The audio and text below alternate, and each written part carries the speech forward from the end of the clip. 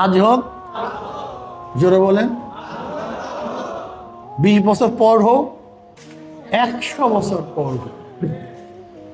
যেরকম সাহাবাই কেরাম রিদওয়ানুল্লাহি তাআলা আলাইহিম হাজারো সাহাবারা শহীদ হয়ে গেছেন, দুনিয়ার কিছু দেখেন নাই ক্ষমতা।